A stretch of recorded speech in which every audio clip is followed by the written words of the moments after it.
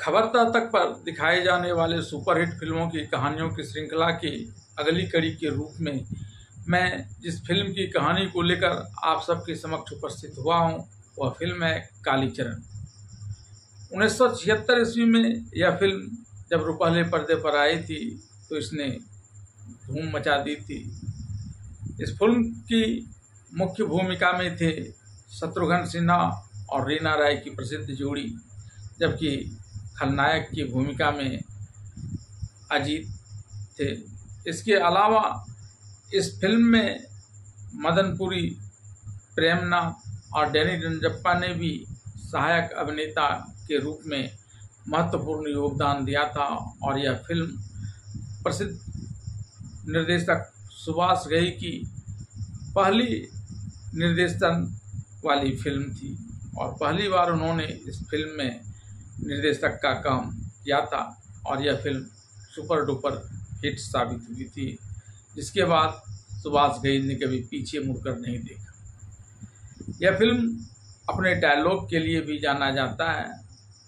इस फिल्म के कुछ प्रमुख डायलॉग को मैं आपके लिए दोहराता हूँ।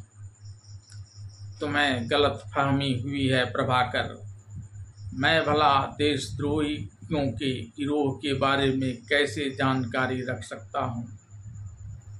मैं तो गरीबों का, जनता का सेवक हूँ और इनके दुश्मनों का दुश्मन। आप हर चीज़ के दुश्मन हैं, दोस्ती के नकाब में छुपा हुआ खतरनाक दुश्मन। और इस बात की जानकारी मुझे तब लगी जब आपने रघु को मरवा दिया। यह फिल्म श्रुति मधुर संगीत और नृत्य के लिए भी जानी जाती है।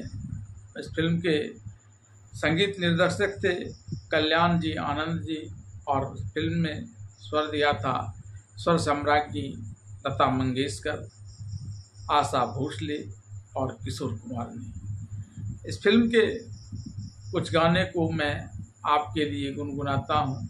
जा रे जाओ हर जाई, जा रे जाओ हर जाई, देखी तेरी दिलदारी, दिल देकर मैं कर बैठी दिल के दुश्मन से यारी।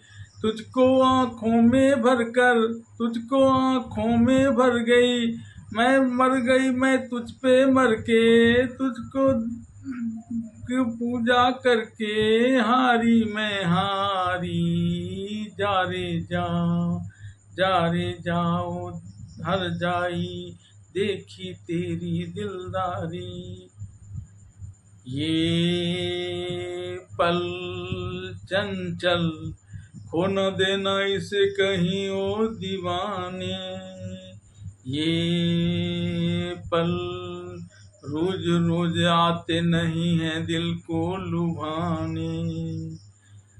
साकी भी है, जाम भी है, रंगों भरी शाम भी है, देखो मौका जाए न निकल। ये पल चंचल खो न देना इसे कहीं ओ दीवानी। बार बार तुझको हम सबका प्रणाम, हाँ सबको प्रणाम।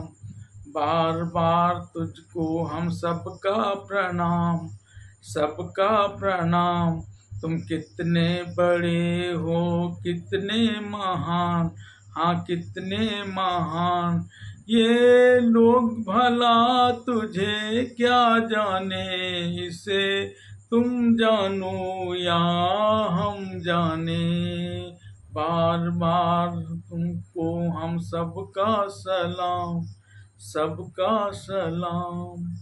1/2, 2/4, छोटी छोटी बातों में बट गया संसार।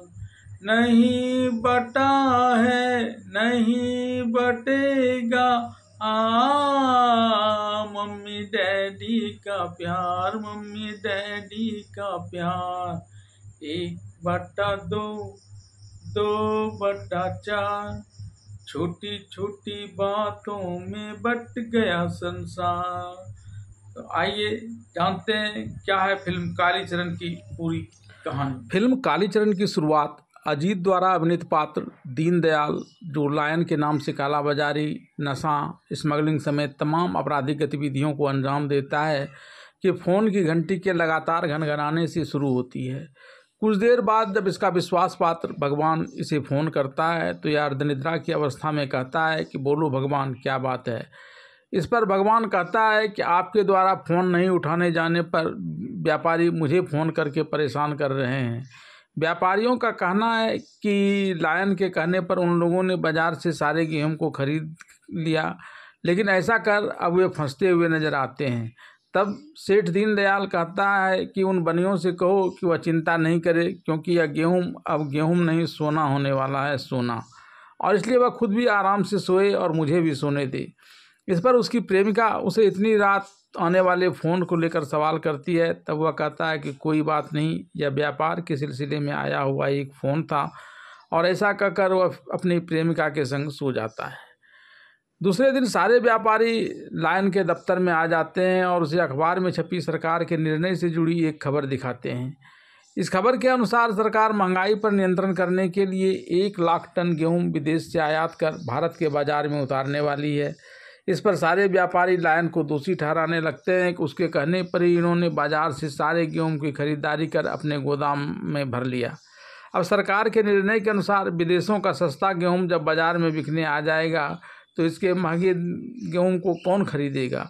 ऐसे में हम सब लुट जाएंगे। इस पर लायन का आदमी उन व्यापारियों से कहता है कि बार बार तो लायन के कहने पर तुम लोगों को फ़ायदा ही हुआ है, इस बार भी लायन कुछ न कुछ ज़रूर करेगा। इस पर लायन कहता है कि सरकार जिस गेहूं को मंगा रही है वह बम्बई के बंदरगाह पर सही सलामत उतरकर बाज़ारों में जाएगा, तब तो गेहूं सस्ता होगा।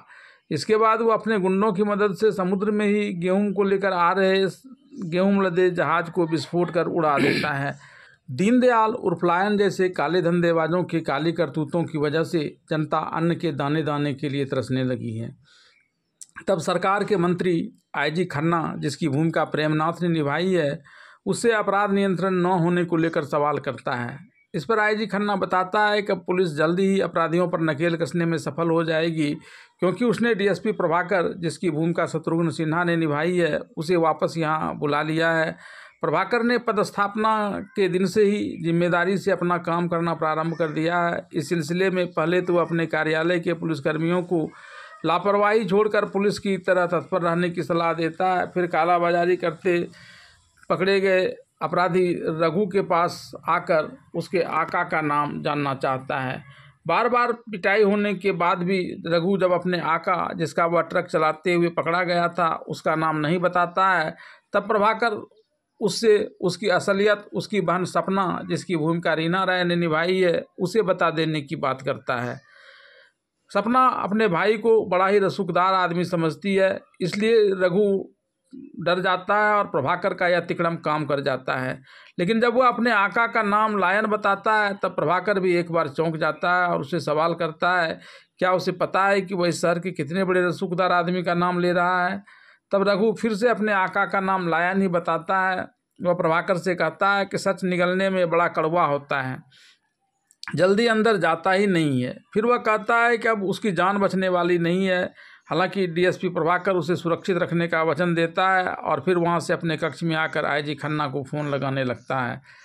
इससे पहले कि वह आईजी से फ़ोन संपर्क कर पाता, उसके घर से उसके बच्चे चिंकी पिंकी का फ़ोन आ जाता है। उसकी बहन अंजू, जिसकी भूमिका अलका ने निभाई है, वह कहती है कि बच्चे जिद कर रहे थे इसलिए मैंने फ़ोन लगा दिया, आप समय पर स्टेशन पहुंच जाना, बच्चों को शिमला घूमने के लिए ले जाना है। तब प्रभाकर समय पर नहीं पहुंच पाने की बात बताते हुए बच्चों के लिए सारी खरीदारी उसे ही करने के लिए कहता है। इसके बाद प्रभाकर इस सारी बातों को बताने के लिए आईजी खन्ना के कक्ष में जाता है। यहाँ पर वह आईजी खन्ना को दीनदयाल अर्थात लायन से ही बातें करते हुए पाता है। लायन उसे बर्थडे पार्टी पर आने की बात कर रहा है। हालांकि आईजी खन्ना उसे अपना परम मित्र बताता है, लेकिन उसके द्वारा बर्थडे पार्टी पर आने के लिए दिए जा रहे आमंत्रण को ठुकराते हुए उसे व्यर्थ पैसे खर्च नहीं करने की बात करता है। साथ ही वहां पर आए प्रभाकर को देखकर वह कहता है कि वह सिर्फ 2 ही लोगों को मानता है, एक लायन के बच्चे तुम्हें और दूसरे शेर के बच्चे प्रभाकर को। वह एक दिन दोनों को आमने सामने लड़ा देने की भी बात करता है। फिर वह प्रभाकर से कहता है कि तुम जिस काम से आए हो वह बाद में बता देना, क्योंकि अभी मैं तुम्हारे बच्चे को शिमला छोड़ने के लिए स्टेशन जा रहा हूँ। फिर वह वहाँ से चला जाता है और प्रभाकर वापस अपने कार्यालय में लौट आता है। प्रभाकर जब अपने कार्यालय में वापस लौटता है तो इसे रघु के मरने की खबर दी जाती है। प्रभाकर इसे सुनकर चौंक जाता है, लेकिन जब वह हवालात में जाकर देखता है तो रघु को वहाँ मृत पाता है। रघु की हत्या के बाद डीएसपी प्रभाकर दीनदयाल उर्फ लायन के पास चला आता है और उससे रघु की हत्या से जुड़ा हुआ कुछ सवाल पूछता है। इस पर दीनदयाल कहता है कि प्रभाकर तुम्हें भ्रम हो रहा है, क्योंकि यह तो जनता की भलाई के लिए काम करता है, ऐसे में वह देशद्रोहियों के बारे में कुछ भी नहीं जानता है। तब डीएसपी प्रभाकर उसे कहता है कि तुम्हें हर चीज़ की जानकारी है और इसकी जड़ में भी तुम ही हो। इस पर वह कहता है कि क्या तुम मेरे हाथ में खून लगे हुए देख रहे हो जो इस प्रकार की बातें कर रहे हो। तब डीएसपी प्रभाकर जल्दी ही सबूत देने की बात कहकर वहाँ से चला आता है। दीनदयाल डीएसपी प्रभाकर की इस बात को सुनकर घबरा जाता है। उसे लगता है कि यह तो अब उसका पोल खोल देगा। तब वह अपने गुंडों के द्वारा एक ट्रक से उसका एक्सीडेंट के रूप में उसकी जान लिवा लेता है। ट्रेन एक्सीडेंट में प्रभाकर बुरी तरह से जख्मी हो जाता है। तब उसे इलाज के लिए अस्पताल लाया जाता है। प्रभाकर के एक्सीडेंट के समय आईजी खन्ना प्रभाकर के बच्चे और उसकी बहन को शिमला भेजने के लिए स्टेशन पर आए हुए होते हैं।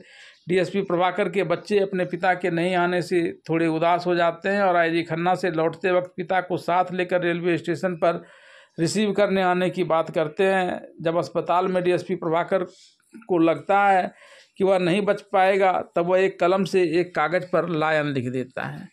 इस समय जेल का निवर्तमान जेलर डेविड भी अपना चेकअप कराने के लिए उस अस्पताल में आता है। आईजी खन्ना को वहां देखकर वह उसके निकट चला जाता है। आईजी खन्ना उसे अपना बेटा के समान डीएसपी प्रभाकर की सड़क दुर्घटना में मौत हो जाने की बात कहकर फपक कर रोने लगता है। जब डेविड प्रभाकर के शव को देखता है तो वह कहता है कि यह डीएसपी प्रभाकर नहीं बल्कि एक कैदी कालीचरण है। फिर वह जेल में फ़ोन कर इस बात की जानकारी लेता है कि कैदी कालीचरण अभी जेल में है या नहीं। तब वर्तमान जेलर उसे बताता है कि कैदी कालीचरण अभी यहीं जेल में ही है। इस पर वह आईजी खन्ना को बताता है कि दोनों की आकृति बिल्कुल एक जैसी है। इसे सुनकर आईजी खन्ना के मन में एक विचार आता है। तब तक अस्पताल प्रबंधन उसे उसके मरने से पहले लिखे गए एक पत्र को लाकर देता है जिसमें प्रभाकर ने लायन लिखा था, लेकिन यह उसे उल्टा कर नंबर 17 पढ़ रहे हैं और प्रभाकर द्वारा छोड़े गए अपराधी के रहस्य को समझ नहीं पा रहे हैं। इसके बाद आईजी खन्ना ने अस्पताल के चिकित्सक को कहा कि वह प्रभाकर की मौत की बात छिपा ले और इसके बेहतर इलाज के लिए बाहर रेफर करने की बात अखबार में छपवा दे। पहले तो चिकित्सक ऐसा करने से घबराता है, लेकिन आईजी के बार बार कहने पर वह इसके लिए तैयार हो जाता है। इस बीच आईजी खन्ना केंद्र सरकार से एक कैदी को पुलिस के काम के लिए रखने की स्वीकृति प्राप्त कर लेता है। सरकार से स्वीकृति मिल जाने के बाद आईजी खन्ना पूर्व जेलर डेविड के साथ कालीचरण से मिलने जेल आ जाता है। इस समय कालीचरण वो अपने हथकड़ी लगे हुए हाथ वाले चेन से पुलिस को मारने का प्रयास कर रहा होता है। पुलिस उसे फिर से हथकड़ी और बेड़ी में बांधकर आईजी खन्ना के पास लाता है। आईजी खन्ना पुलिस से उसकी हथकड़ी और बेड़ी खोल देने के लिए कहता है। आईजी खन्ना उसे सहानुभूतिपूर्वक व्यवहार करता है।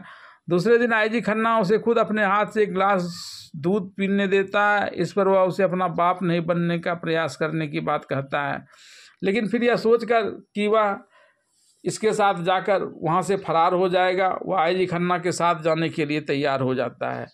इधर दीनदयाल अपने आदमी पर इसलिए झल्ला रहा है कि वह एक्सीडेंट में से मारकर इसके लाश को गायब नहीं कर सका। अब उसे इस बात का डर है कि प्रभाकर कहीं बेहतर इलाज करवाकर ठीक न हो जाए। हालांकि उसके आदमी प्रभाकर जहां कहीं भी इलाज करवा रहा होगा उसे वहां ढूंढकर मार देने की बात करता है। पूर्व जेलर डेविड आईजी खन्ना और कालीचरण को बात को सुन रहा था। उसने आईजी से पूछा कि वह मुंबई कब जा रहा है। इस पर आईजी खन्ना कहता है कि वह पहले कालीचरण को लेकर शिमला प्रभाकर के बच्चे और उसकी बहन के पास जा रहे हैं। वहाँ वह और प्रभाकर की बहन दोनों मिलकर पहले इसके मस्तिष्क परिवर्तन का प्रयास करेंगे, इसके मन में समाई सारी कड़वाहट हटाएंगे। इसके बाद इसे डीएसपी के रूप में बम्बई लाकर अपराधियों से निपटने के अपने अभियान में जुटेंगे। दूसरे दिन आईजी खन्ना कालीचरण को लेकर शिमला आ जाता है। प्रभाकर की बहन अंजू उसे देखते ही भैया भैया कहकर उससे प्यार से लिपटने लगती है, तो कालीचरण उसे यह कहकर डांटते हुए भगा देता है कि वह उसका कोई भाई वाई नहीं है।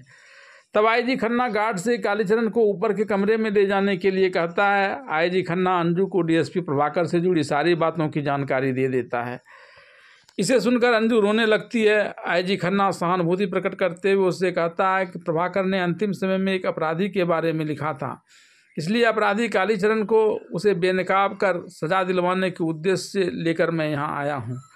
दूसरी तरफ ऊपर के कमरे में आकर कालीचरण बार बार यहाँ से भागने के बारे में सोचता है, लेकिन वहाँ मौजूद गार्ड उसे कभी चाय पीने तो कभी दूध पीने की बात पूछकर उसके काम में व्यवधान डालता है। इससे गुस्सा कर वह गार्ड को 3-4 झापड़ रसीद कर फिर वहाँ से भाग जाता है। गार्ड द्वारा कालीचरण के भाग जाने की बात की सूचना देने पर आईजी खन्ना काफ़ी परेशान हो जाते हैं।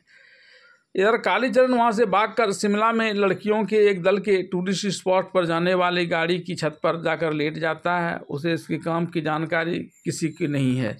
जब यह गाड़ी निर्धारित स्थान पर रुकती है तब उसमें से एक लड़की अपना सामान लेने गाड़ी के छत पर जाती है, तो कालीचरण उसे लात से मारता है।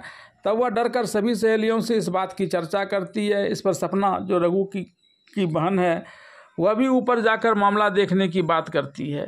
छत पर कालीचरण को लेटा देख वह भी भयभीत होकर नीचे भाग जाती है और ऊपर पुलिस से छत पर जाकर मौजूद व्यक्ति को गिरफ्तार करने के लिए कहती है। जब पुलिस छत पर जाती है तो वहाँ किसी को नहीं पाती है। दिन भर मस्ती करने के बाद रात के सोने के समय जब सपना अपने कक्ष में जाती है तो वहाँ अपने पलंग पर किसी को सोया देखती है। सपना उसे अपने कोई सहेली समझकर झकझोर कर उठाती है, लेकिन वहाँ उसकी सहेली की जगह पर वह कालीचरण को सोया हुआ पाती है, तो पुलिस को बुलाकर उसे पकड़वा देती है। पहले तो कालीचरण वहाँ से भागना चाहता है, लेकिन पुलिस की गिरफ्त में आ जाने के बाद अब वह पुलिस को कभी अपना नाम प्रभाकर बताता है तो कभी कालीचरण बताता है। फिर वह खुद को बम्बई के आईजी का दोस्त होने की बात बताकर रौब गांठता है। दूसरे दिन सपना वापस लौटकर हॉस्टल आने के बाद अपनी सहेली अंजू से मिलने आती है। बातों ही बातों में सपना अंजू को अपनी बहादुरी को लेकर डींगे मारती है कि टूर के दौरान किस प्रकार से उसने एक बदमाश को पकड़वा दिया, जो कभी अपना नाम प्रभाकर तो कभी कालीचरण बताता है और कभी तुम्हारे डैडी आईजी खन्ना का दोस्त होने की भी बात करता है। वहीं खड़ा आईजी खन्ना ने जब यह बात सुनी तो वह उसके मिलने के लिए चल जाता है और कालीचरण को अपने साथ लेकर वापस आता है। सपना आईजी खन्ना को कालीचरण और अंजू दोनों को साथ लेकर शाम में होने वाले रंगारंग कार्यक्रम में आने के लिए आमंत्रित करती है। सपना के हॉस्टल में आयोजित कार्यक्रम में सब लोगों के साथ हालांकि कालीचरण भी खूब मस्ती करता है, लेकिन बीच में ही मौका पाकर वह वहां से भाग जाता है। तब आईजी खन्ना उसे पकड़कर वापस लाकर एक कोठरी में बंद कर देता है। रात में उसे खाना भी नहीं देता है। सुबह नाश्ता के वक्त अंजू उसे खाना देने खुद जाने की बात कहती है। जब अंजू उसे खाना देने के लिए जाती है तो वह उसके हाथ पर एक जोरदार प्रहार कर खाने को गिरा देता है। अंजू नैराश्य भाव से उसे देखती है। तब वह अंजू को देखकर कहता है कि उसने गार्ड समझकर उसे हाथों पर प्रहार किया था। दरअसल उसके आने की उसे कोई संभावना नहीं थी। तब तक आईजी खन्ना वहाँ आ जाता, रोटी का मत समझाते हुए कालीचरण से कहता है कि इस रोटी के लिए लोग क्या क्या करते हैं, फिर भी ढेर सारे लोगों को भरपेट रोटी नसीब नहीं होती है और तुमने इसे गिरा दिया। फिर वह कालीचरण से पूछता है कि तुम मुझ पर क्यों गुस्सा करते हो? क्या इसलिए कि मैंने तुम्हें एक अच्छा नागरिक बनाने के लिए अपने साथ लाया था, जिसे तुम 10 जन्मों में भी नहीं पा सकते थे? मैं तुमसे हार गया। तुम जहाँ चाहो भाग जाओ, तुम्हारी जगह मैं जेल काट लूँगा। जहाँ भी रहो खुश रहो। फिर वह गुस्सा कर गार्ड से कहता है कि ड्राइवर से कहो कि इसे जहाँ कहीं जाना है गाड़ी में बैठाकर वहाँ छोड़ दे। आईजी खन्ना के बात से प्रभावित होने के बावजूद कालीचरण मन ही मन बुझाता है कि बुड्ढा बड़ा लेक्चर मारता है, लेकिन वह यहाँ से भागेगा जरूर। इसके बाद जब वह अपना सारा सामान समेट रहा होता है तभी अंजू वहाँ आ जाती है। उसके हाथ में एक रक्षा सूत्र है जिसे वह कालीचरण की कलाई में बांधना चाहती है। इस पर कालीचरण उससे राखी नहीं बंधवाने की बात करता है। तब वह कहती है कि उसके तो नसीब ही खोटे हैं। एक भाई को राखी बांधती थी तो वह दुनिया छोड़ गया, और फिर एक भाई मिला भी तो वह भी इसे छोड़कर कहीं जाने की बात करता है। फिर वह रक्षा सूत्र को वहीं छोड़कर कहती है कि तुम चाहे जहाँ जाओ खुश रहो। तुम्हारी सारी परेशानियां मेरे सर आ जाए। इसके बाद वह वहां से जाना चाहती है, तब कालीचरण उसे रोककर अपनी कलाई पर राखी बंधवाता है। इसके बाद वह कहता है कि यहाँ हर किसी को अपनी ही पड़ी हुई है, अभी तक मुझसे किसी ने यह नहीं पूछा कि मैं क्यों भागना चाहता हूँ। बातचीत का सिलसिला आगे बढ़ाते हुए कालीचरण ने अंजू से कहा कि मैं पहली बार तुम्हें राज की बात बता रहा हूँ। मेरे भी तुम्हारी जैसी एक छोटी बहन थी जिसे मैं बहुत प्यार करता था, वह भी मुझे बहुत प्यार करती थी। तब मैं एक बंदूक के कारखाने में कारतूस बनाने का काम करता था। मुझे निशानेबाजी का बहुत शौक़ था, लोग मेरा निशाना देखने के लिए आते थे, लेकिन कुल मिलाकर मेरी कमाई इतनी कम थी कि मैं जवान हो चुकी अपनी बहन की शादी के लिए दहेज की व्यवस्था नहीं कर पा रहा था। एक जगह बात चली थी तो वह भी दहेज न दे पाने के कारण दिन पर दिन आगे बढ़ रही थी। एक दिन जब मैं काम कर घर लौटा तो मैंने देखा कि मेरे घर में मेरे ही साथ काम करने वाला एक सहकर्मी शेट्टी एक अन्य व्यक्ति के साथ मेरे घर आया हुआ है। मेरी बहन गीता उसे मेरा दोस्त समझकर मान सम्मान दे रही है। फिर शेट्टी ने मुझसे कहा कि तुम्हारी बहन की शादी का निदान मेरे पास है, अगर तुम मेरी बात मानो तो। फिर उसने मुझसे कहा कि तुम्हारे निशाने बड़े पक्के हैं, तुम्हें सेठ रामदास के लिए एक निशाना लगाना होगा उसकी पत्नी पर, जिससे वह छुटकारा पाना चाहता है। तब मैंने ऐसा करने से इनकार कर दिया। तभी मेरी बहन गीता अपने ससुराल से आई एक चिट्ठी लेकर मेरे पास आई। उस चिट्ठी में तिलक की राशि जल्दी देने की बात लिखी हुई थी। तिलक की राशि जल्दी नहीं देने पर इस शादी के भी टूट जाने का डर था। तब मैंने निश्चय किया कि मैं गीता के होने वाले ससुर से जाकर सारी बातें साफ साफ कराऊंगा। जब मैं वहां गया और गीता के भाभी ससुर को अपने सामर्थ्य के बारे में बताया तो इस बार वह भी शादी के लिए तैयार हो गया। मैं खुशी से झूमता हुआ गीता को यह संवाद देने और शादी की तैयारी करने घर आया, लेकिन यहाँ आने पर मैंने देखा कि मेरा घर पूरी तरह से उजड़ चुका था। शेट्टी और उसके साथी ने मेरी बहन के साथ बलात्कार करने से पूर्व उसे खूब मारा पीटा था। फिर गांव के लोगों ने मुझसे कहा कि उसने गीता को रेलवे ट्रैक की तरफ जाते हुए देखा। मैं भागकर वहां गया तो देखा कि गीता आत्महत्या कर चुकी थी। मैं गुस्से से भरकर शेट्टी को मारने के लिए उसके घर गया, लेकिन शेट्टी वहां नहीं था। फिर एक दिन उसने सेठ रामदास की पत्नी की हत्या कर उसका इल्ज़ाम मेरे सिर पर लगा दिया। इस आरोप में न्यायालय से मुझे उम्र कैद की सज़ा दी गई। मैंने निश्चय किया है कि मैं शेट्टी को मारकर अपनी बहन के अपमान का बदला लेने के बाद ही कोई काम करूंगा। इसलिए मैं जेल से हमेशा भागने की फिराक में रहता था।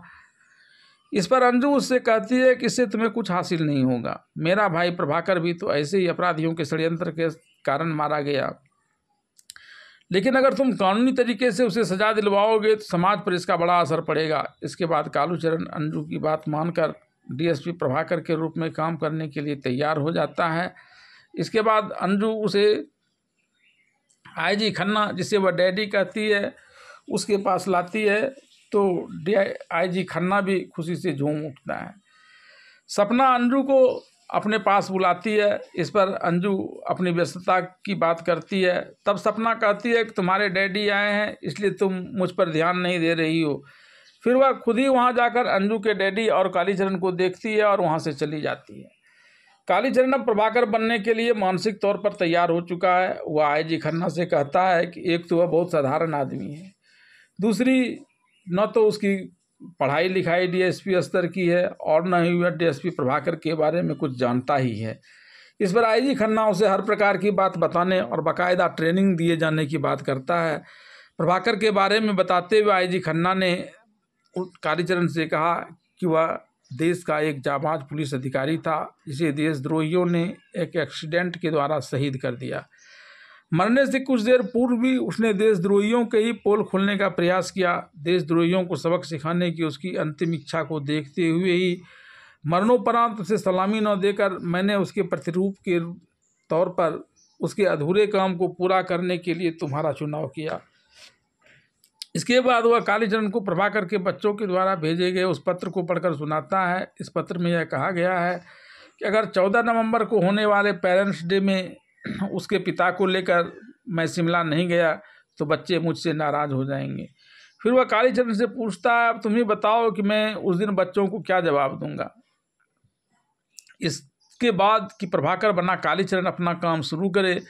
आईजी खन्ना उसे प्रभाकर के बच्चों के स्कूल में 14 नवंबर को स्कूल द्वारा आयोजित पेरेंट्स डे कार्यक्रम में ले आता है, जहां प्रभाकर के दोनों बच्चे गाना गाकर अपनी भावनाओं को प्रकट कर रहे हैं। प्रभाकर के बच्चों के द्वारा अपने माता पिता को लेकर एक बड़ा ही भावपूर्ण गीत गाया जा रहा है। सामने अन्य बच्चों को अपने माता पिता के साथ आए देखकर प्रभाकर के दोनों बच्चे भावुक हो जाते हैं। तभी आईजी खन्ना के साथ प्रभाकर के रूप में कालीचरण को आया देख वे बच्चे दौड़कर वहां आकर पापा पापा कहकर उसकी गोद पर चढ़ जाता है। कालीचरण भी दोनों बच्चों को प्रभाकर की ही तरह गोद में उठाकर उसे लाड़ प्यार करता है। उसे ऐसा करते हुए देख अंजू और सपना दोनों बहुत खुश होती है। इसके बाद कालीचरण अपने अस्तित्व को मिटाकर पूरी तरह से प्रभाकर के रंग रूप हाव भाव में ढलकर पदस्थापन के लिए कार्यालय आता है। यहाँ उसे देखकर लापरवाह पुलिसकर्मी में हड़कंप मच जाती है। डीएसपी प्रभाकर सबका हाल पूछता है, लेकिन किसी से कड़ाई से पेश नहीं आता है। उल्टे हाथ में लेकर बीड़ी छुपाने वाले पुलिस को यह कहकर कि ऐसा करने से तुम्हारे हाथ जल जाएंगे, वह पुलिसकर्मियों का विश्वास जीतने में सफल हो जाता है। वहीं दूसरी तरफ जेलर एक शिक्षित कैदी को जेल से रिहा करते हुए कहता है कि तुम पढ़े लिखे हो, कोई अच्छा काम क्यों नहीं करते। इस पर वह कैदी मानस कहता है कि अब मेरे लिए रोटी की व्यवस्था सिर्फ जेल में ही हो सकती है, दूसरे जगह पर नहीं। इस पर वहाँ मौजूद डीएसपी प्रभाकर ठठाकर हंसता है। तब आईजी खन्ना वहाँ पहुंचकर उसे अपने घर आने के लिए कहता है।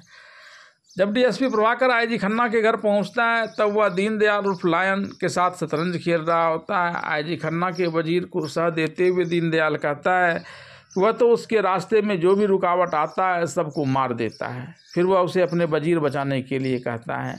आईजी खन्ना इस बात को गंभीरता से नहीं लेकर खेल के दौरान किए जाने वाले मजाक के रूप में देखता है, लेकिन सेठ दीनदयाल बातों ही बातों में प्रभाकर के कहाँ छुपे होने और अब तक क्या क्या किए जाने की जानकारी प्राप्त करना चाहता है।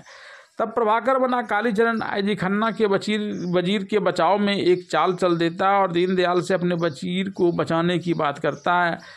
तब दीनदयाल उससे कहता है कि चाल तो तुम अच्छा चलते हो। फिर आईजी खन्ना उसे दूसरे कक्ष में जाने के लिए कह देता है। दीनदयाल आईजी खन्ना से यह पूछता है कि प्रभाकर ने अपने ऊपर हमला करने वाले के बारे में कुछ न कुछ तो बताया होगा। इस पर आईजी खन्ना कहता है कि उसकी याददाश्त समाप्त हो गई थी, इसलिए वह कुछ बता नहीं पाया। लेकिन मेरे समक्ष अगर वह अपराधी आया तो मैं अपने पिता की कसम खाकर कहता हूँ कि कानून तो उसका फैसला बाद में करेगी, पहले मैं उसका फैसला कर दूंगा। इसके बाद अहले सुबह दीनदयाल उर्फ लायन डीएसपी प्रभाकर को तब फोन लगाता है जबकि वह सोया हुआ रहता है। डीएसपी प्रभाकर पूछता है कि कौन बात कर रहा है। तब पहले वह इधर उधर की बातें करने लगता है, जिसके जवाब के क्रम में वह अपना नाम प्रभाकर बताने से पहले कालीचरण के कुछ शब्द को भूल जाता है। लेकिन जब वह जोर देकर दीनदयाल से यह कहता है कि तुम्हारे बाप ने तो कोई न कोई नाम रखा होगा, वह नाम बताओ। इस पर वह कहता है कि बाप ने भी रखा और मैंने भी रखा है।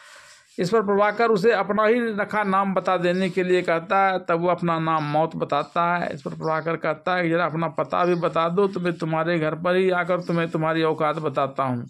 इसके बाद वह फ़ोन काट देता है। अगले दिन प्रभाकर 17 नंबर से जुड़े प्रत्येक व्यक्ति को जेल में बंद कर देता है। तब आईजी खन्ना उसके ऐसे कारनामे को देखकर उसे कुछ दिन और आराम करने की बात कहते हुए जबरन 1 माह की छुट्टी पर भेज देता है। घर में कोई काम नहीं रहने पर अचानक एक दिन उसके दिमाग में बहन गीता और उसके हत्यारे सेट्टी की तस्वीर कौंध जाती है और वह उससे बदला लेने के लिए यहाँ से भागने का मन बना लेता है। अपना सामान लेकर वह भागने ही वाला होता है कि तभी प्रभाकर के दोनों बच्चे जग जाते हैं। सपने में किसी के द्वारा अपने पिता को गोली मारने की बात बताते हुए वे अपना दुखड़ा रोते हैं कि उसकी तो माँ भी नहीं है, पिता भी अगर मर गए तो फिर इन लोगों का कौन सहारा देगा, फिर तो ये लोग भी अपनी जान दे देंगे। बच्चों की बात सुनकर कालीचरण भी भावुक हो जाता है और कहीं नहीं जाने की बात करते हुए अपना विचार बदल देता है। रघु की बहन सपना जब शिमला से अपना घर वापस आती है तो उसकी माँ उसे रघु के मारे जाने की बात बताती है। इस पर वह रघु के हत्यारे को मारने की कसम खाती है। तब उसकी माँ उसे बताती है जब प्रभाकर ऐसा ईमानदार और जांबाज पुलिस अधिकारी उसके मरने वालों की तलाश में निकला तो उन अपराधियों ने उसको ही ठिकाने लगाने का इंतजाम कर दिया। ऐसे में तुम भला एक लड़की होकर कैसे उसका सामना कर पाओगी। लेकिन सपना अपने भाई के हत्यारे को मारने का मन बना लेती है और वो रघु के दोस्त मानस, जिसे नए जेलर और डीएसपी प्रभाकर ने जेल से छोड़ा था, उसके पास जाकर कहती है कि तुम तो मेरे भाई रघु के दोस्त हो, तुम तो जानते हो कि मेरे भाई रघु का कहाँ उठना बैठना होता था। तब वह उसे एक शराब के अड्डे की बात बताता है।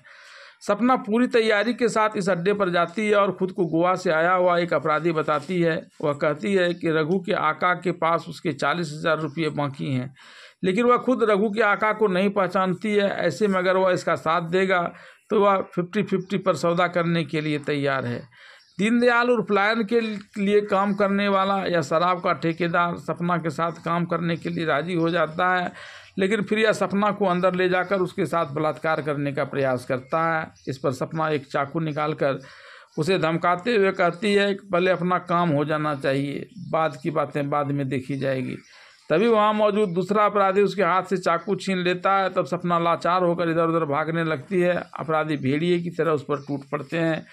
तभी सामने उसे प्रभाकर दिखाई पड़ता है। वह उसे वहाँ देखकर आश्चर्य व्यक्त करती है और फिर दोनों मिलकर जमकर अपराधियों की पिटाई करते हैं। प्रभाकर उन सभी अपराधियों को वहाँ से भागने का मौका देता है। फिर दोनों अपने अपने घर वापस आ जाते हैं। प्रभाकर यहाँ से आईजी खन्ना के पास आता है। आईजी खन्ना पूर्ववर्ती जेलर डेविड से कालीचरण की प्रशंसा कर रहा है और उसे बता रहा है कि वह अब तुम्हारे समय का कैदी कालीचरण नहीं रहा, बल्कि मेरे समय का नया प्रभाकर है, जो अपराधियों के लिए काल बनकर आया है।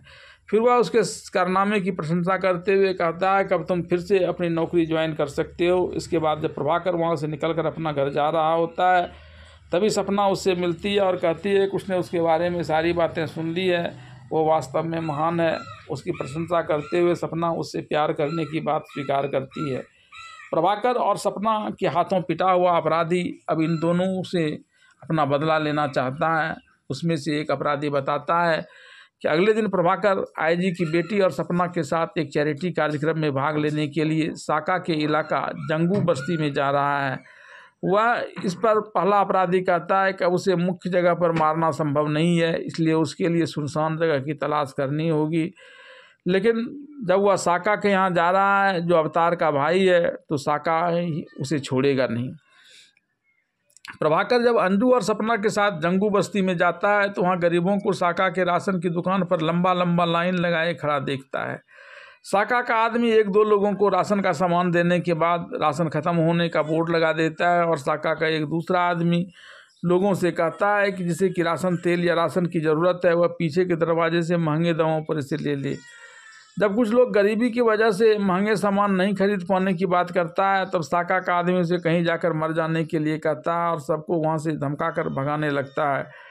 तभी प्रभाकर वहाँ पहुंचकर साका के आदमी को सभी लोगों को राशन देने की बात करता है। इस पर वह आदमी साका के नाम से प्रभाकर को धमकाता है, तो प्रभाकर साका से मिलने की बात करता है।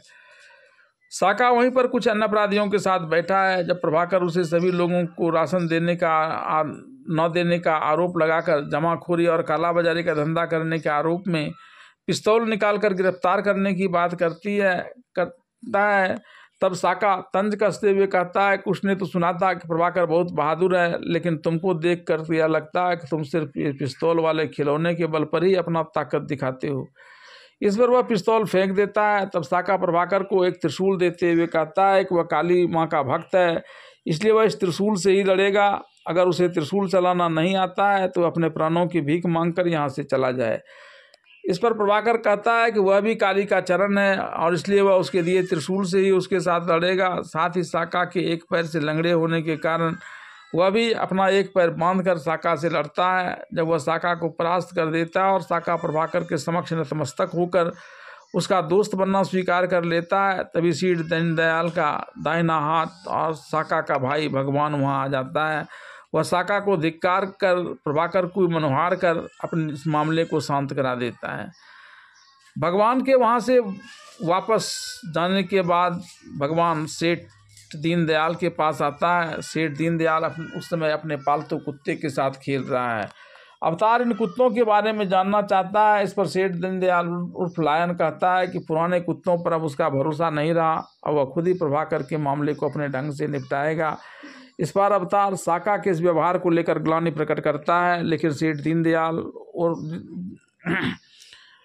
उर्फ लायन अपनी बातों पर अड़ा रहता है और कहता है कि इस मामले का निपटारा करने के लिए उसने दक्षिण भारत से एक हत्यारा जगीरा, जिसकी भूमिका मदनपुरी ने निभाई है, उसे बुला लिया है। जगीरा अवतार को अपना परिचय देते हुए बताता है कि उसमें और सेठ दीनदयाल में इतना ही अंतर है कि मैं खुलेआम हत्या करता हूं और सेठ दीनदयाल उर्फ लायन पर्दे के पीछे से हत्या करवाता है। मेरे पीछे पुलिस पड़ी हुई है और दीनदयाल पुलिस के साथ मस्ती करता है। इस पर सेठ दीनदयाल कहता है कि अब वह अपने काम का दाम बताए। इस पर जगीरा 2 लाख रुपये में सौदा तय करता है। जब सेठ दीनदयाल उर्फ लायन जगीरा से पूछता है कि हत्या कौन करेगा, तब वह अपने गूंगे बेटे की तरफ इशारा करता है और बताता है कि इसने 34.5 हत्याएं की है। जब आधे हत्या को लेकर सेठ दीनदयाल प्रश्न करता है तो वह कहता है कि चूंकि एक व्यक्ति ने एडवांस नहीं दिया था, इसलिए इसने उस व्यक्ति को छोड़ दिया था। इस पर सेठ दीनदयाल जगीरा को एडवांस पैसे दे देता है। तब तय कार्यक्रम के अनुसार जब आईजी खन्ना दिल्ली जा रहा होता है, तब सेठ दीनदयाल उर्फ लायन का एक आदमी डीएसपी प्रभाकर को एक फ़ोन कॉल कर बताता है कि आईजी खन्ना दिल्ली पहुंच गए हैं, उन्होंने तुम्हें 3:30 बजे सेंट्रल लाइब्रेरी में जाने के लिए कहा है। इस पर जब प्रभाकर वहां जाने का कारण जानना चाहता है, तब फ़ोन कॉल पर बताया जाता है कि अत्यावश्यक और गुप्त बात है, यह बात तुम्हें सेंट्रल लाइब्रेरी पहुंचने पर ही बताई जाएगी।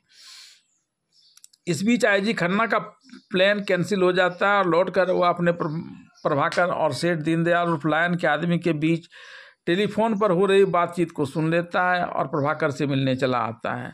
वह प्रभाकर को बताता है कि यह तो इत्तेफाक से उसका हवाई जहाज कैंसिल हो गया और वे लौट आए, लेकिन अगर अपराधियों का हौसला इतना बढ़ गया है तो अब अपराधियों का पोल खोलना ज़रूरी हो गया है। जब प्रभाकर वहां जाने की बात करता है, तब आईजी खन्ना कहता है कि तुम वहां ज़रूर जाओ, लेकिन पूरी तैयारी के साथ। जब प्रभाकर सेंट्रल लाइब्रेरी पहुंचता है तो वहां एक परिचारिका उसे किताब देती है। उस किताब में एक पत्र होता है जिसमें उसे बताया जाता है कि वह शौचालय वाले गेट के दरवाजे से बाहर निकलकर सामने के मंदिर में चला जाए।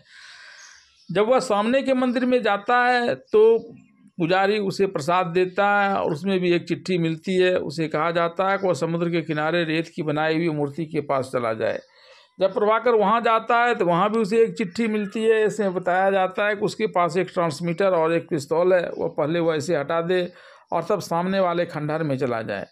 चिट्ठी के अनुसार पिस्तौल और ट्रांसमीटर हटाने के बाद प्रभाकर उस खंडहर में चला जाता है। प्रभाकर जब खंडहर में आता है और इधर उधर देखता है तो वहाँ एक लड़के को देखकर उसे शंका होती है और वह उस पर गोली चला देता है।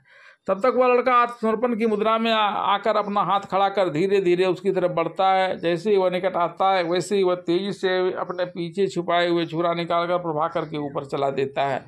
प्रभाकर अपने आप को इस हमले से बचा लेता है और दोबारा उस पर गोली चला देता है। जब प्रभाकर उसके पास जाता है तो वहाँ भी उसे एक चिट्ठी मिलती है। उसमें लिखा रहता है कि यह गूंगा है, उसे एक होटल में ले जाया जाए, बाकी बातें वहीं होटल में होगी। जब प्रभाकर उसे लेकर होटल में जाता है तो वहाँ सेठ दीनदयाल के साथ वेश बदलकर जगीरा बैठा हुआ होता है और चारों तरफ सिर्फ सेठ दीनदयाल और जगीरा के अपराधी रहते हैं। सेठ दीनदयाल जगीरा को अब खुद ही डीएसपी प्रभाकर की हत्या करने की बात करता है। इस पर प्रभाकर उस नृत्यांगना के साथ नृत्य करते हुए सब पर नज़र रख रहा है। उधर जगीरा मौका ढूंढकर गोली चलाकर प्रभाकर को मारना चाहता है। तभी आईजी खन्ना सांता क्लॉज के वेश में वहाँ चला आता है और नर्तकी के साथ नृत्य करने लगता है।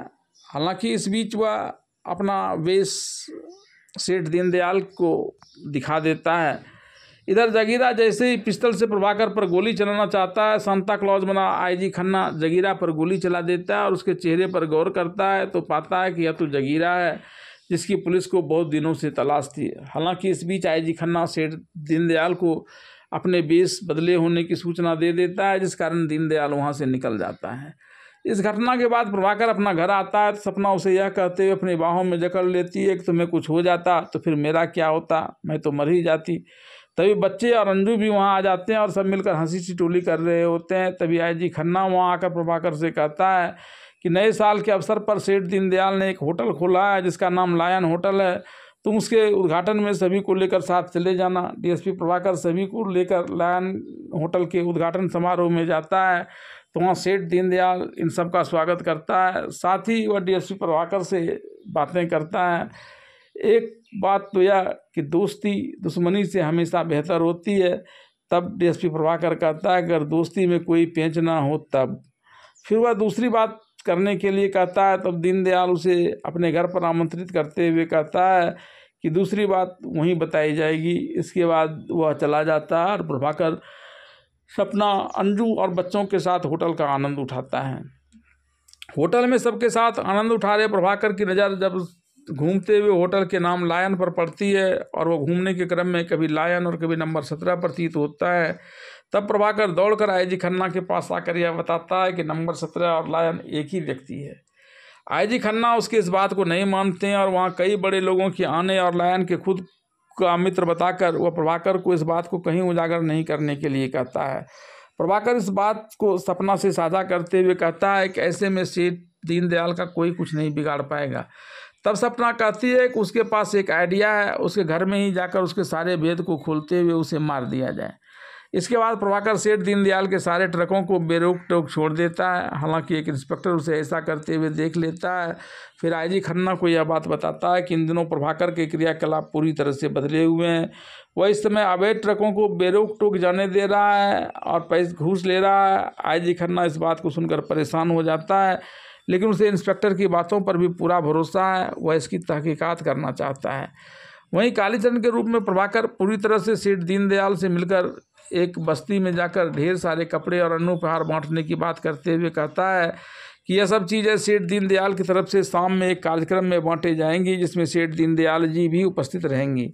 इसके बाद शाम में वहाँ कार्यक्रम शुरू हो जाता है। गांव में ग्रामीणों के बीच उपहार वितरण के साथ साथ आयोजित रंगारंग कार्यक्रम में प्रभाकर नृत्यांगना के साथ खूब झूम झूम कर गीत गाता है और नृत्य करता है। इस गीत के माध्यम से वह वहाँ मौजूद सेठ दीनदयाल उर्फ लायन से उसके भेद जानने की बात बता देता है। इसके बाद जब वहाँ मौसम गड़बड़ होने लगता है तब सेठ दीनदयाल प्रभाकर पर संदेह करते हुए वहाँ से अपनी गाड़ी पर सवार होकर चल देता है। तब बाकी कार्यक्रम में सपना और प्रभाकर अपना प्रेम गीत गाने लगता है। इसके बाद प्रभाकर जब अपने घर पहुंचता है और बच्चों की तस्वीर देखता है तो यहाँ आईजी खन्ना को देखकर आश्चर्य व्यक्त करता है। वह आईजी खन्ना से यहाँ होने को लेकर सवाल करता है। तब आईजी खन्ना कहता है कि डेविड ठीक ही कह रहा था कि अपराधी अपराधी ही होता है।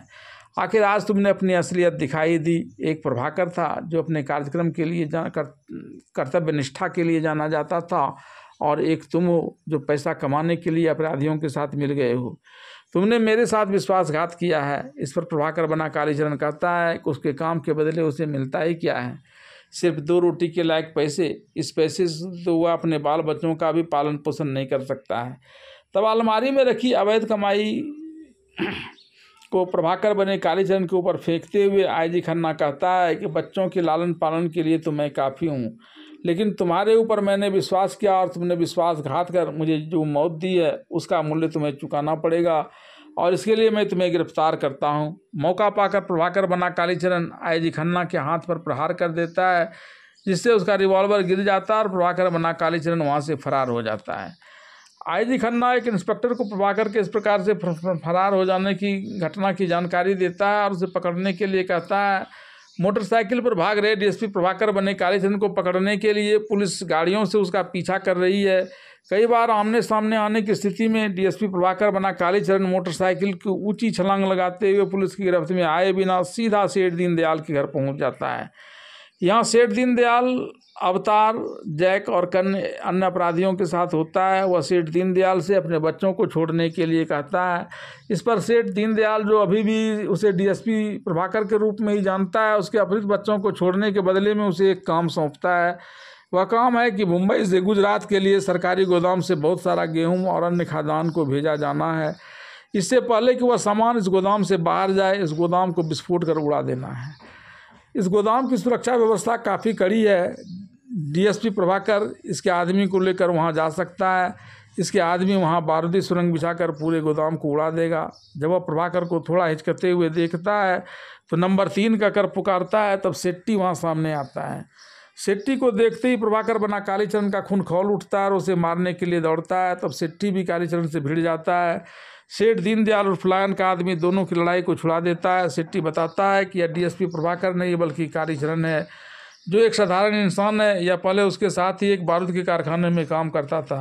हालांकि डीएसपी प्रभाकर बना कालीचरण उसके इस बात को यह कहकर झुठलाने का प्रयास करता है कि यह उसका एक भगोड़ा कैदी है और इसलिए झूठ बोल रहा है।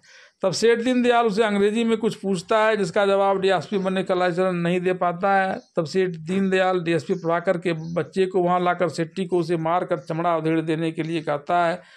जैसे ही सेट्टी घोड़ा लेकर बच्चों की तरफ बढ़ता है, वैसे ही डीएसपी प्रभाकर बना कालीचरण अपना भेद खोल देता है। इस पर सेठ दीनदयाल कहता है कि अब उसके लिए दोनों तरफ के दरवाजे बंद हो गए, पुलिस के भी और यहाँ के भी। इसे आज यह काम करना ही पड़ेगा। और फिर वह सेट्टी और कई लोगों को डीएसपी प्रभाकर बने कालीचरण के साथ भेज देता है। इस बीच डीएसपी प्रभाकर बना कालीचरण अपने एक विश्वास पात्र मानस को इस बात की जानकारी दे देता है, जो यह बात सपना को बता देता है। तब सपना आईजी के पास जाती है और अंजू को लेकर आईजी के समक्ष इस बात का खुलासा करती है कि यह बात तो आप जानते ही हैं कि वह कालीचरण है, लेकिन फिर भी वह आपके कहने पर सारी मुसीबतों को मोल लेने के लिए तैयार हो गया और आप उल्टे उसे दगाबाजी का आरोप लगा रहे हैं। उसकी जान खतरे में, आप उसे बचा लीजिए, नहीं तो कल कोई कालीचरण डीएसपी प्रभाकर बनने के लिए तैयार नहीं होगा। आईजी खन्ना उसकी इस बात से प्रभावित होता है और पुलिस के आदमी को दीनदयाल के अड्डे के चारों तरफ भेज देता है। डीएसपी प्रभाकर बना कालीचरण गोदाम के मुख्य दरवाजे के पास आता है और डीएसपी के रूप में अपना परिचय देते हुए उन अपराधियों को गोदाम के अंदर जाने देता है। साथ ही वह खुद भी उसके अंदर चला जाता है। अपराधी जल्दी जल्दी वहाँ बारूदी सुरंग लगाने का काम करने लगता है। बारूदी सुरंग लगाकर सेट्टी अपने आदमियों से कहता है कि बारूदी सुरंग से सरकारी गोदाम में आग लगाने के साथ ही कालीचरण को भी इसमें मार देना है। इस पर कालीचरण सेट्टी की तरफ आक्रामक मुद्रा में दौड़ता है और झपट्टा मारकर उसकी बंदूक गिरा देता है, लेकिन तब तक सेट्टी के साथ आए हुए अन्य अपराधी कालीचरण को काबू में कर लेता है और सेट्टी उसे मारने ही वाला होता है कि तभी साका सेट्टी और अन्य अपराधियों पर हमला कर देता है। कुछ अपराधियों के वह मारने में भी सफल हो जाता है, लेकिन सेट्टी के साथ आया अपराधी कालीचरण साका दोनों को एक खंभे से बांधकर बाहर विस्फोट करने के लिए चला आता है। इधर आईजी खन्ना सेठ दीनदयाल के अड्डे को चारों तरफ से घेर लेता है। इससे सेठ दीनदयाल के ऑफिस में पी पी की आवाज़ होने लगती है और वह समझ जाता है कि वह चारों तरफ से पुलिस से घिर गया है। फिर वह अपने विश्वासपात्र अपराधियों से गुप्त रास्ते से होकर बाहर जाने की बात करता है। इस रास्ते से वह बाहर जा रहा होता है कि तभी सामने आईजी खन्ना वहाँ खड़ा मिलता है और उसे अरेस्ट करने की बात करता है। इस पर सेठ दीनदयाल ने डीएसपी प्रभाकर के बच्चे को सामने कर दिया। फिर बच्चों को मारने की धमकी देकर आईजी खन्ना को अपना रिवॉल्वर फेंकने के लिए कहता है। फिर वह आईजी खन्ना को कैद करने के लिए आगे बढ़ता है। तभी सपना पीछे से सारे गायों को खोलकर वहां भगदड़ मचा देती है। इस मौके का फ़ायदा उठाकर आईजी अपना पिस्तौल उठा लेता है और फिर वह सेठ दीनदयाल का पीछा करने लगता है। भागते भागते सेठ दीनदयाल समुद्र के किनारे चला आता है और अब उसे भागने के लिए कोई रास्ता नहीं मिलता है। सरकारी गोदाम को उड़ाने से पूर्व सेट्टी बाहर आकर सारे कनेक्शन की जांच कर रहा होता है। वहीं कालीचरण और साका, जिसे सेट्टी ने विस्फोट के साथ ही मारने के उद्देश्य से एक पिलर में बांध रखा है, उसकी नज़र सामने मृत पड़े एक अपराधी पर पड़ती है, जिसके कमर में एक छुरा बंधा हुआ है। साका बड़ी मुश्किल से अपने पैरों से उसके कमर में फंसे हुए छुरे को निकालता है और कालीचरण सारे बंधनों को काटकर सबसे पहले सेट्टी द्वारा लगाए गए बारूदी विस्फोट के सर्किट को काट देता है। जब सेट्टी के विस्फोट करने के बावजूद विस्फोट नहीं होता है तो सेट्टी के आदमी उसे ताना मारता है। तब सेट्टी कहता है कि उसका घर वार खाली नहीं जाता है। अब वह यहाँ से गुजरने वाले रेलगाड़ी का ट्रैक बदलकर बारूद के गोदाम की तरफ कर देगा। भले ही इसमें रेलगाड़ी में सवार यात्री भी विस्फोट से मारे जाएंगे, लेकिन इस विस्फोट से गोदाम का सारा माल जलकर नष्ट हो जाएगा और कालीचरण तथा साका भी मारा जाएगा। तब तक कालीचरण और साका दोनों आकर सेट्टी और उसके आदमी को रेलवे ट्रैक चेंज करने से रोकने लगता है। फिर दोनों समूह में भयंकर लड़ाई होती है। कालीचरण और साका सेट्टी के साथ आए कई अपराधियों को मार भी देता है, लेकिन इसमें साका भी मारा जाता है। कालीचरण उससे निपट कर रोने लगता है। तब सेट्टी सामने से रेलगाड़ी आते देख रेलगाड़ी को बारूद के भंडार से टकराकर गोदाम में रखे अनाज को नष्ट करने के लिए रेलगाड़ी का ट्रैक बदलने चला जाता है।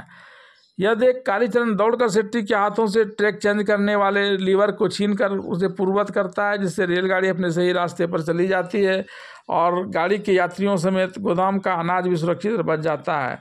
इस दौरान सेट्टी कालीचरण की खूब पिटाई करता है, लेकिन गाड़ी के गुजरते ही कालीचरण सेट्टी को पीट पीट कर मौत का घाट उतार कर अपनी बहन की बेइज्जती का बदला ले लेता है। समुद्र मिल जाने के कारण आईजी खन्ना के डर से भाग रहे सेठ दीनदयाल को जब कोई रास्ता नहीं मिलता है तब वह आईजी खन्ना से अपने किए के लिए माफ़ी मांगने लगता है। इस पर आईजी खन्ना उसे बताता है कि तुम याद करो, जब एक बार मैंने तुमसे कहा था कि मैं डीएसपी प्रभाकर की हत्या का बदला खुद लूँगा, आज वह समय आ गया है। ऐसा कहकर वह सेठ दीनदयाल को गोली मार देता है। तब तक वहाँ कालीचरण भी आ जाता है और सपना भी अनिरुद्ध डीएसपी प्रभाकर के दोनों बच्चों के साथ वहाँ आ जाती है। इसके बाद सब मिलकर इस बात की खुशी मनाते हैं कि आईजी खन्ना ने एक खूंखार अपराधी को डीएसपी प्रभाकर बना दिया, जिससे न सिर्फ डीएसपी प्रभाकर के बच्चे को उसका पिता मिल गया बल्कि कालीचरण को सपना जैसी पत्नी भी मिल गई और इस पुनर्मिलन के साथ ही कहानी का अंत हो जाता है।